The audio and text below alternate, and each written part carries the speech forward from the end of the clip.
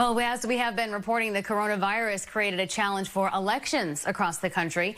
Massachusetts Congressman Joe Kennedy III is among lawmakers pushing for expanded mail-in ballots in the Commonwealth for the 2020 September primary and general election.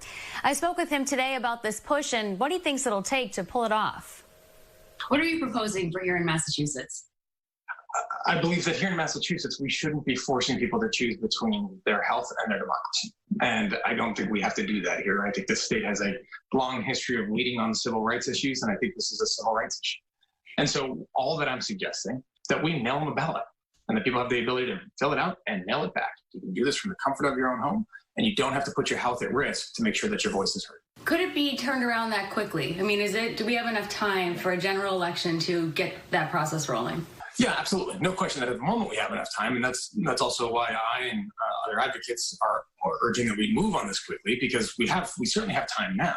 Mm-hmm. But if we wait to kind of see how things are going come mid-July, you're probably not going to have time then. A number of states already do this. There's 5 states that already conduct vote-by-mail programs, large-scale vote-by-mail programs. Colorado kind of leads that way, where they mail everybody a ballot. It has to go through the state legislature. There are bills currently that are looking to... The process, various measures of this would have to go through the state legislature. Now, the Secretary of State, Bill Galvin, does have an awful lot of discretion about how these elections are run. He's in the midst of coming up with his own proposal. Mm-hmm. I just think there's much more that needs to be done in order to make sure we are as inclusive as Massachusetts should be, and I think needs to be. And many of the proposals so far indicate that the Secretary of State's office, our government, would mail registered voters a ballot. 50% of the voters in Massachusetts are unenrolled. So if you're not designated, if you haven't designated a party, you wouldn't get a ballot in the mail?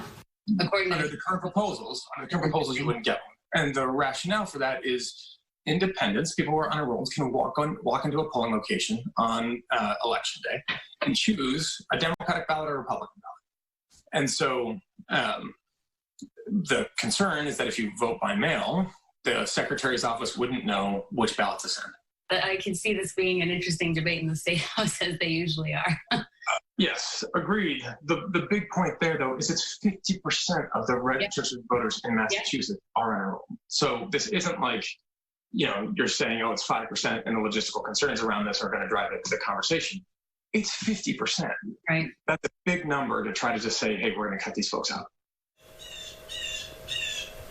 So I reached out to the Secretary of State, William Galvin's office, about this, and they say right now they're really focused on Tuesday's candidate filing deadline, but they say Galvin is working on a proposal of his own. Quote, while we're still working to put the finishing touches on the proposal, it will include allowing no excuse early voting by mail for the state primary and expanding the existing early voting by mail period for the state election in November.